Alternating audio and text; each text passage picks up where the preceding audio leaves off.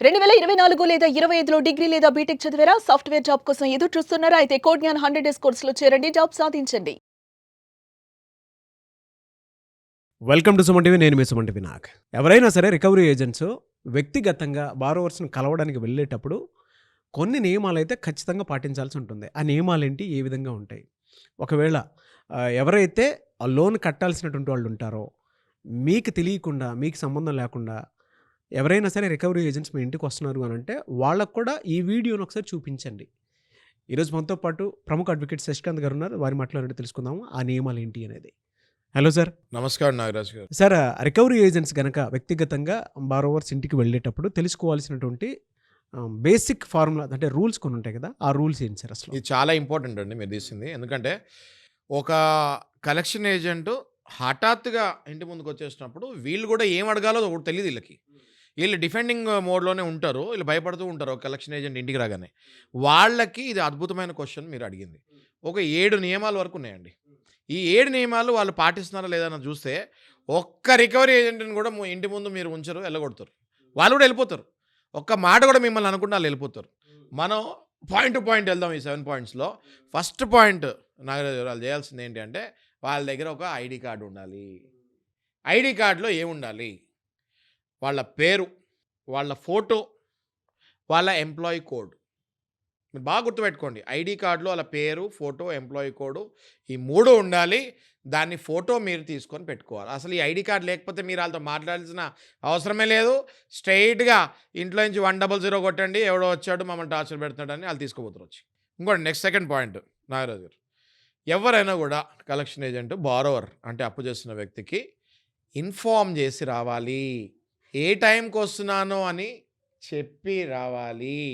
నన్ను పలానా బ్యాంక్ పంపిస్తుంది అని అనుమతి లేక పర్మిషన్ లెటర్, అప్రూవల్ లెటర్ తోటి వాళ్ళ ఇంటికి రావాలి. ఎవరు పడితే వాళ్ళు ఐడి కార్డు వేసుకొని వస్తానికి లేదు. ఫస్ట్ పాయింట్ చెప్పాను కదా, ఆ ఫస్ట్ పాయింట్లో ఐడి కార్డు ఉండాలి. ఐడి కార్డుతో పాటు ఒక లెటర్ ఉండాలి. నేను కాదండి చెప్పేది ఆర్బీఐ గైడ్లైన్స్లో ఉంది. They have to take a permission letter from the bank to represent the bank for the visitation of that particular client. ఆ పర్టికులర్ వ్యక్తి పేరు ఉండాలి. నిన్ను పంపిస్తున్నా అన్నది బ్యాంక్ నుంచి లేకుండాలి. ఆ లెటర్ హెడ్ మీద అది మీకు చూపించాలి. Okay. Next third point Nagaraju గారు, 7 to 7, 7 AM to 7 PM ఈ మధ్యలోనే రావాలి. లెటర్ ఉంది మీ దగ్గర, ఐడి కార్డు కూడా ఉంది, లెటర్ కూడా ఉంది, 2 ఉన్నాయి. అయినా కూడా మీ ఇష్టం వచ్చినప్పుడు వస్తానికి లేదు. 7 నుంచి 7, 7 AM to 7 PM మధ్యలోనే రావాలి. ఖచ్చితంగా ఇది పాటించాలి.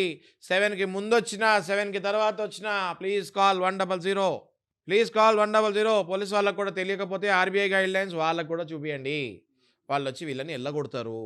నెక్స్ట్ ఫోర్త్ పాయింట్, శాంతియుతంగా వ్యవహరించాలండి. నాగరాజు గారు వచ్చారా, మీ పేరేంటండి, కరెక్టేనా, ఇది మీరేనా, అప్పు తీసుకున్నారు కదా, ఒక ఈఎంఐ బౌన్స్ అయింది, మీరు కట్టాలి. అంతేగాని కట్టవా, తిన్నావా, తింటాం తెలుసు, కడతాం తెలీదా, ఇట్లాంటి మాటలు మాట్లాడితే మళ్ళీ అది violation of RBI fair practicing code. డెఫినెట్గా అది రికార్డ్ చేయండి. రికార్డ్ చేసిన తర్వాత ఆర్బీఐకి మనము ఒంబడ్స్మెన్కి అది పెన్ డ్రైవ్తో ద్వారా కానీ లేకపోతే ఆ ఫైల్ని అటాచ్మెంట్ చేసి మెయిల్ పెడదాము. వెంటనే వాడి జాబ్ పోతుంది. ఓకే. అంతేగా నాగరాజు గారు, మహిళలు ఉన్న ప్లేస్కి పోతే అసలు రాకూడదు. ఏది రాత్రి 7 తర్వాత.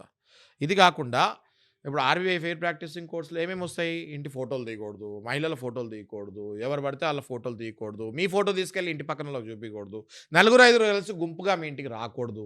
ఏది ఏజెంట్లు అని చెప్పి 4-5, మొన్న క్లయింట్ 5 పాటు నాకు ఫోటో చూపించాడు, కాన్ కేస్. వెంటనే I ask them to get out. ఆ 5 పాటు ఇంటికి వచ్చారండి. 5 ఏంటండి, డెకాయిటీ చేయనీకి వచ్చిరా. డెకాయిటీ సహజంగా డెకాయిటీ అంటే 5 వస్తే 6 వస్తే డెకాయిటీ అంటారు. అది డెకాయిటీ కిందకి వస్తుంది అది. So they are not suppose to come in group. 6 point అండి ఇది.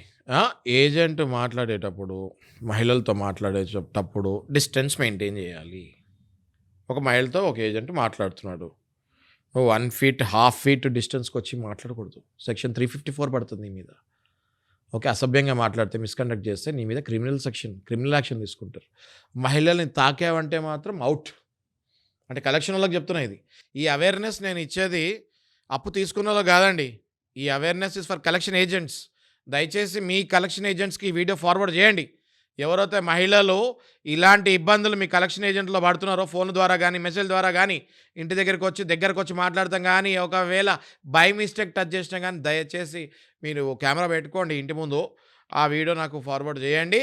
మేము ఇమ్మీడియట్గా యాక్షన్ తీసుకుంటాము, వాళ్ళని అరెస్ట్ చేపిస్తాము. లాస్ట్ అండి 7వ పాయింట్ నారాజు గారు, గత డ్యూ డీటెయిల్స్ చెప్పాలి మీరు. ఓకే, అంటే ఎన్ని ఈఎంఐలు కట్టలేదు మీరు, దానికి ఇంట్రెస్ట్ ఎంత పడుతుంది, ఇవన్నీ క్లియర్. మీ లోన్ అకౌంట్ నెంబర్ ఎంత, పొలైట్‌గా చెప్పాలి. చాలా పొలైట్గా చెప్పాలి. ఇప్పుడు నేను మాట్లాడినట్టు కూడా మాట్లాడకూడదండి వాళ్ళు. నేనంటే వీడియోలో రావాలి, అలా తెలియాలి అని మాట్లాడుతారు. ఇలా కూడా మాట్లాడకూడదు వాళ్ళు. They have to speak very politely, very normally.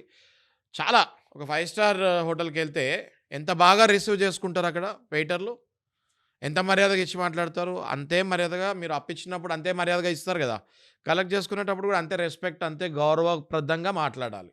ముఖ్యంగా ఈ 7వ పాయింట్లో చెప్పేది ఏంటి అంటే, మీ లోన్ అకౌంట్ నంబరు, మీ ఈఎంఐలు, మీ ఇంట్రెస్ట్ ఎంత పడింది, మీ టోటల్ అవుట్ స్టాండింగ్ ఎంత, డీటెయిలింగ్ ఇవ్వాలి.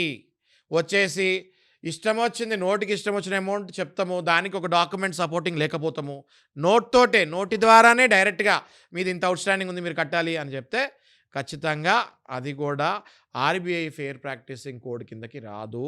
We can raise a complaint to ombudsman. Okay. ఇన్ని ఉన్నాయండి. ఇన్ని ఉన్నప్పుడు మీరు ఎందుకు డిప్రెషన్కి వెళ్తున్నారు? మర్యాదపూర్వకంగా కలెక్షన్లతో మాట్లాడడానికి అందరూ కస్టమర్లు రెడీ ఉన్నారండి. నాగరాజు గారు అందరు రెడీ ఉన్నారు. సార్ నార్మల్గా మాట్లాడుకుంటాం, మేము రెడీ ఉన్నాం సార్. అసలు వాడు వినట్లేదు సార్, అసలు వాడు వినట్లేదు అన్నప్పుడు మేము కూడా వినము రండి అంటున్నాను నేను. వాళ్ళు వినప్పుడు మేము కూడా వినము రండి, వాళ్ళంటే అడ్వకేట్ దగ్గర రండి, సలహాలు తీసుకోండి. ఉక్కు ఎలా బిగించాలో కలెక్షన్ వాళ్ళకి అలా బిగియండి. కలెక్షన్ వాళ్ళు గుండాలు రౌడీలు తయారవుతున్నారండి ఈ మధ్య.